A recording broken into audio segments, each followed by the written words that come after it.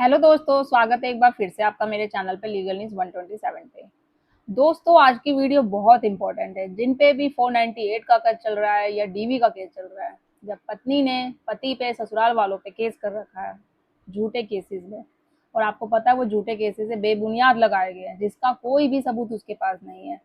अब ऐसी सिचुएशन में कैसे ये केस को जो है क्वेश कराया जाए, मतलब डिसमिस कराया जाए।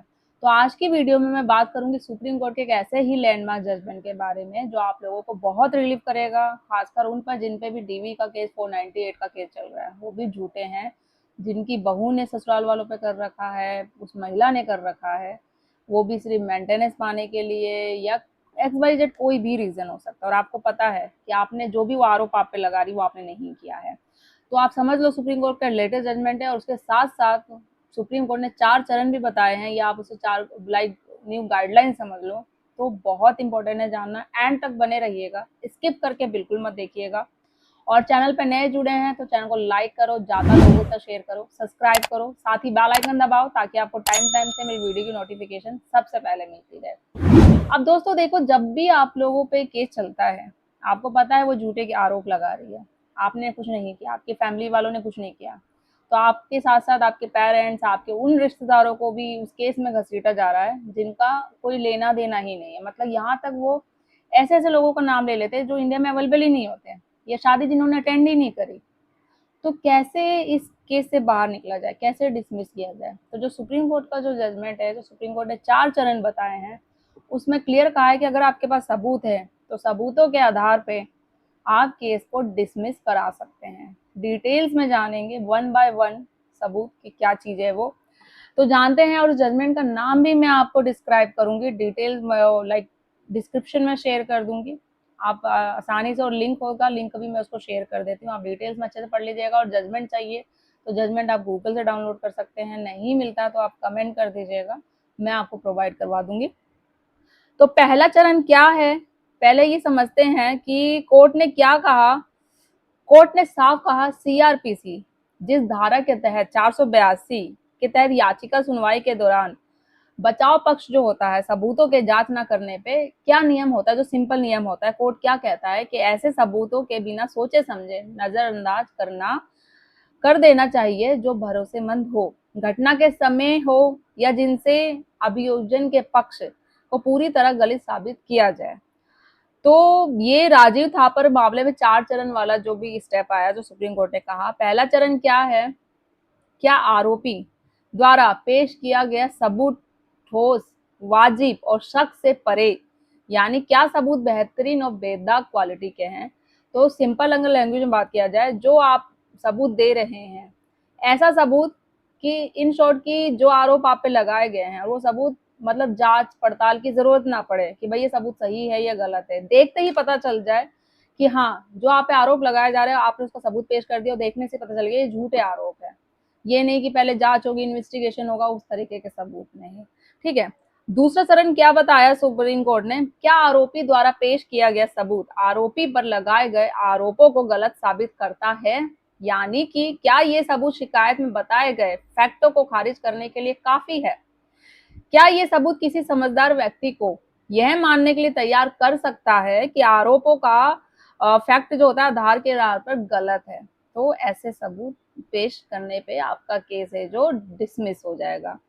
तीसरा चरण क्या है, क्या अभियोजन पक्ष शिकायतकर्ता ने आरोपी द्वारा पेश किए गए सबूत को गलत नहीं ठहराया, और क्या ये सबूत ऐसा है जो अभियोजन पक्ष शिकायतकर्ता सही तरीके से गलत नहीं ठहरा सकता। चौथा चरण क्या है जो सुप्रीम कोर्ट ने बताया, क्या मुकदमे की कार्रवाई को आगे बढ़ाने से कोर्ट की प्रक्रिया का दुरुपयोग होगा और इससे न्याय होगा या नहीं होगा। तो ये मेन जो 4 स्टेप है जो सुप्रीम कोर्ट ने क्लियर कर दिया, क्योंकि होता क्या, जब मेनली आप सबूत पेश करते हो तो कोर्ट या हाई कोर्ट में आप जाते हो तो सोचता है कि लाइक वो लोग ये आगे कर देते, ये मिनी ट्रायल के लिए भेज रहे हैं या ट्रायल के लिए भेजना चाहते हैं। तो अब ऐसा नहीं होगा, सुप्रीम कोर्ट ने क्लियर कर दिया, अगर आप सबूत है और देखने से बिल्कुल वाजिब लगते हैं कि भाई जो आरोप आप पे लगाए गए हैं उनको देखने से ही पता चल गया सबूत उसके बेस पे झूठे आरोप है, तो तुरंत उसी वक्त केस है जो डिसमिस हो जाएगा। तो सुप्रीम कोर्ट ने प्रशांत बनाम एनएसटी ऑफ दिल्ली 2013 में मामले में जो हुआ था, राजीव थापर सिद्धांत को भी लागू कहा, जहां डिफेंस का बेहतरीन और बेदाग सबूत अभियोजन के पूरी तरीके से खत्म कर देता है, वहां हाईकोर्ट मुकदमे से पहले ही कार्रवाई रद्द कर सकता है। तो इसका है जो राहुल मामले में कोर्ट ने सिद्धांत पर जोर देते हुए कहा कि मिनी ट्रायल ना करने के सामान्य नियम का मतलब ये नहीं है कि ऐसे अभियोजन को चलाने दिया जाए जो साफ तौर पर टिकने लायक ही नहीं है। इसलिए ये फैसला उस समय उस आम नियम का एक महत्वपूर्ण अपवाद मानता है जिसके तहत आरोपी के बचाव पक्ष की जांच आमतौर पर सिर्फ ट्रायल के दौरान ही की जानी चाहिए। सुप्रीम कोर्ट ने राजेंद्र सिंह बनाम उत्तर प्रदेश 2007 का भी हवाला देते हुए इसके अलग दिखाने के सिद्धांत पर भी विचार किया था।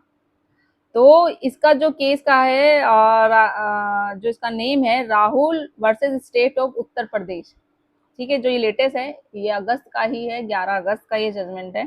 तो राजेंद्र सिंह मामले में कोर्ट ने क्या कहा था कि घटना के समय कहीं और होने वाले का दावा आमतौर पर सबूत का मामला होता है, इसकी जिम्मेदारी आरोपी पर होती है और आमतौर पर सीआरपी की धारा 482 के तहत कार्रवाई में पहली बार एलबी का कोई निश्चय नहीं निकाला जाता, तो वह भी ऐसे लोगों के हलफनामे के आधार पर जिनका मामला हित जुड़ा हो और जिनकी क्रॉस एग्जामिनेशन करने का मौका अभियोजन पक्ष को ना मिला हो। तो ये सारी चीजें हैं जो सुप्रीम कोर्ट ने बताई है। डिटेल्स में अगर आप जाना और लाइक जजमेंट में आप पढ़ सकते हैं। तो खासकर उन पतियों के लिए जिन पे भी झूठे केसेस चल रहे हैं, कैसे क्वेश किया जाए, इससे पहले भी वैसे मैंने बहुत सारे जजमेंट शेयर कर रखे हैं, या कानूनी जो तरीके होते हैं, लीगल स्टेप जिनका आप हवाला देके या मतलब यूज करके इसके झूठे केसों से बाहर निकल सकते हैं, बहुत सारी है। आप डायरेक्ट चैनल पे जाओ, मेरे लीगल न्यूज 127 के नाम से, आपको बहुत हेल्प मिलेगी, बहुत सारी वीडियो मिलेगी। तो ये चीजें हैं। और एक चीज और बोलना चाहूंगी, जब भी आपके झूठे केसेस लगते हैं तो किस तरीके से आप पे लगाए गए हैं तो झूठे साबित हो जाते हैं, उसके बाद आप भी पत्नी और मायके वालों पे भी केस कर सकते हैं। डीवी का केस ये नहीं कि सिर्फ वो महिला, वो घर की बहू कर सकती है या वो पत्नी कर सकती है, हर एक वो महिला के लिए। अब वो महिला आपके घर में आपकी माँ भी हो सकती है, आपकी सिस्टर भी हो सकती है, क्योंकि बहुएं आजकल सास पे भी करती है, नंद पे भी कर सकती है, तो आप उनके द्वारा भी उन पे केस करा सकते हैं। ऐसे बहुत सारे तरीके हैं जो ऑलरेडी मैंने वीडियो बनाई है। अगर आप चाहते हैं दोबारा से बनाओ या किसी पर्टिकुलर टॉपिक पे, तो आप कमेंट कर सकते हैं। तो ज़्यादा लोगों तक शेयर करिए, सब्सक्राइब करिए और मेरे चैनल को लाइक करिए। फेसबुक इंस्टाग्राम पे भी है तो वहाँ पे भी फॉलो करिए। जल्दी मिलूंगी नेक्स्ट वीडियो में, तब तक के लिए थैंक यू।